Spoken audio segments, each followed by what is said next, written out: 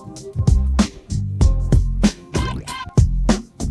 jelata mau sampaikan kata-kata, bijaklah membuat kebijakan. Rakyat jelata mau sampaikan kata-kata, bijaklah membuat kebijakan. Bekerjalah dengan hati, padalah empati, patuhilah pada kami. Kami tidak bodoh, jangan buat intrik apalagi bikin hati. Kami berjanji tetap mendidik sesuai suara hati, gemakan suara hati. Rakyat jelata, gaung dan harapan rakyat ke penguasa, agar kalian adil dan ciptakan sejahtera. Untuk selalu serbaya agar suara di rakyat jelata, gaung dan harapan rakyat ke penguasa, agar kalian adil dan ciptakan sejahtera.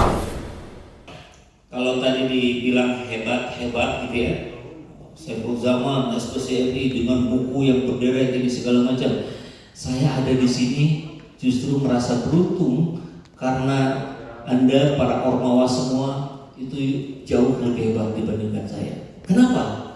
Karena di era saya masuk psikologi Unisba 97, itu semangat mahasiswa untuk berorganisasi, beraktivitas itu tinggi. Jadi ketika saya berorganisasi, ya biasa-biasa saja. Memang semua juga berorganisasi. Tapi hari ini, nah kita lihat risetnya dari Kang Jaka juga cerita kemarin. Ini fenomena menarik di setelah pandemi. Pandemi ini kan luar biasa. Ini mengguncang seluruh aspek kehidupan manusia. Dari situ mulai ada penurunan yang tajam. Mulai dari minat baca karena media sosial semakin masif, minat baca turun, minat berorganisasi turun, dan sampai sekarang, betul kan ya? Sampai sekarang minat berorganisasi turun. Tapi Anda semua ada di sini sebagai pengurus organisasi. Jadi tepuk tangan dulu dong buat Anda semuanya.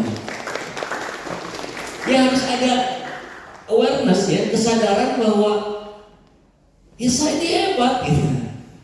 Kan jarang sekali kita mengapresiasi diri. Padahal itu penting, itu juga kemampuan kita. Ada salah satu teknik memotivasi diri itu gitu.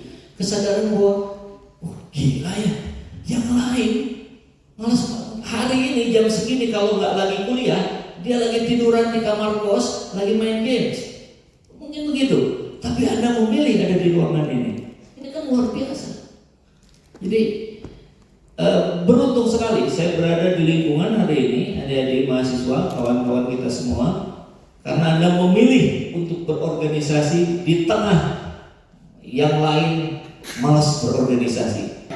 Belum kompak. 1,5, 2, 3, 3,5. Oke. Yang terakhir, tepuk tangan yang paling panjang buat Anda yang memilih untuk berorganisasi. Baik, silakan ditelaah baik-baik. Aku adalah teman tetapmu. Aku adalah penolongmu yang terbesar atau bebanmu yang terberat. Aku akan mendorongmu maju atau menyeretmu menuju kegagalan. Aku sepenuhnya tunduk kepada perintahmu. Sebagian hal yang kulakukan mungkin sebaiknya kau serahkan saja padaku, maka aku akan dapat melakukannya dengan cepat dan tepat. Silakan resapi baik-baik kalimat ini. Ya, aku adalah teman tetapmu, penolongmu terbesar, atau malah bisa jadi beban yang terberat. Aku mudah diatur, kamu tinggal tegas kepadaku, tunjukkan padaku bagaimana persisnya kamu ingin sesuatu itu dilaksanakan, dan setelah beberapa kali belajar, aku akan melakukannya dengan otomatis. Aku adalah hamba dari semua insan besar, dan sayangnya juga hamba dari semua pecundang. Mereka yang besar telah kujadikan besar, mereka yang gagal telah kujadikan pecundang. Jadi ini sumber yang bikin kita gagal, yang juga sumber yang bikin kita berasa besar. Aku bukan mesin walau bekerja dengan ketepatan seperti mesin ditambah intelijensi manusia. Kamu bisa menjalankan aku demi keuntungan atau demi kehancuran, tak ada bedanya bagiku. Ambil aku, latih aku, tegaslah terhadapku, maka aku akan meletakkan dunia di kakimu. Kendorlah terhadapku, maka aku akan menghancurkanmu. Siapakah aku? Coba kita lihat. Aku adalah kebiasaan. Tepuk tangan dulu dong. Siapa namanya?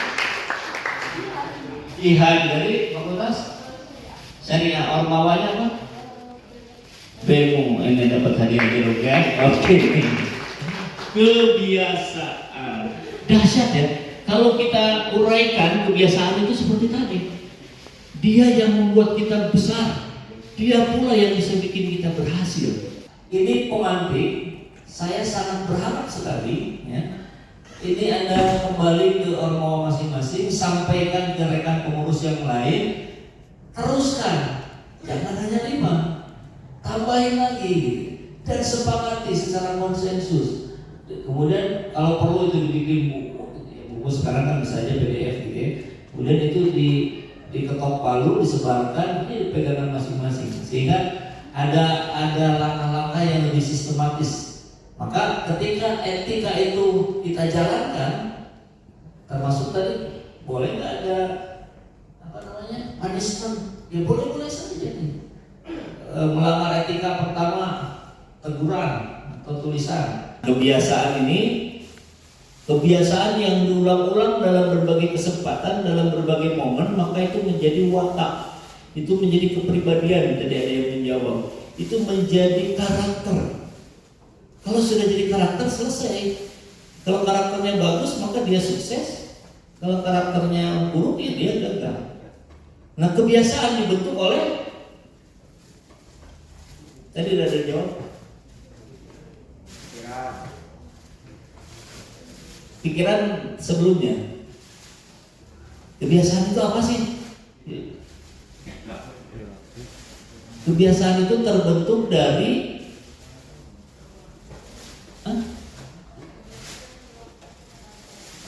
kegiatan, perilaku, perbuatan diulang-ulang, maka itu menjadi kebiasaan. Perbuatan diproduksi oleh pikiran.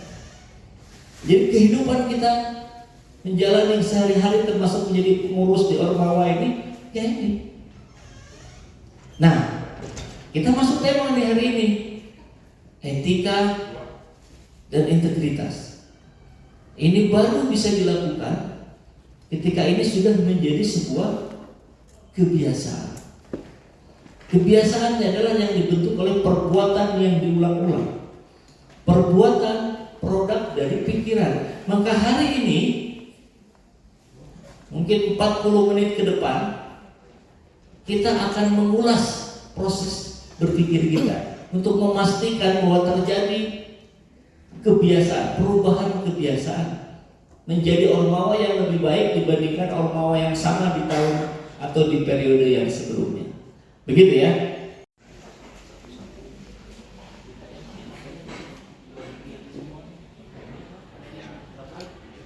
Jangan bisa ya. Jadi mungkin nanti ada yang kebagian satu, kayaknya kebagian satu, kebagian dua. Lebih istirahat dalam kondisi tertentu. Jangan dibuka. Permainannya akan dimulai setelah ada instruksi saya selanjutnya. Setelah Anda menerima kartu ini, bagi dulu satu-satu semua. Jadi mungkin nanti ada yang kebagian 2, tergantung jumlah ya. Ada yang kebagian 3. Ini pertanyaan berkaitan dengan kartu yang Anda sudah pegang hari ini. Nomor 1, siapakah? Tulis, siapakah pemilik rumah yang berwarna putih? Siapakah pemilik rumah yang berwarna putih? Nomor 1 itu, udah? Ada 4 pertanyaan. Nomor 2, apakah nama kendaraan Pak Bayu?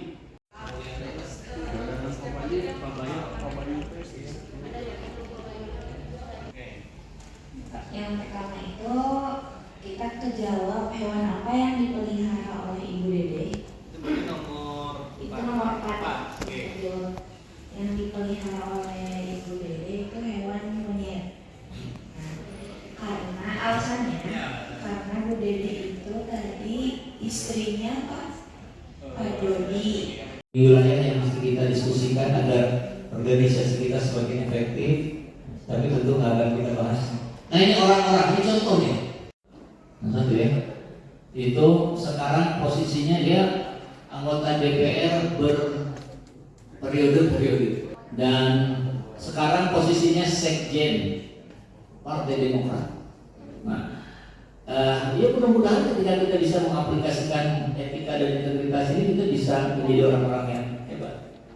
Sebagai contoh, alumni Unisba ini orang keduanya Demokrat ya, Herman Hairan, panggilannya Hero. Ini ada lagi. Ini adik kelas saya di angkatan 2000 atau 2001. Presma, mantan Presma. Sekarang anggota DPRD di Sumatera Utara dan Biro Pemakaman Siantar. Beliau terpilih tanpa money politik. Saya tahu persis. Dia setiap hari turun ke masyarakat, turun ke lapangan, bantu berbagai persoalan, pertanian, peternakan, segala macam. Dia berhubungan baik dengan partai senior-seniornya di Gerindra. Kalau tadi Demokrat, ini Gerindra, dengan rekan-rekan alumni Unisba. Bahkan sekarang posisinya sekjen Ikatan Alumni Unisba, ya, IA Unisba.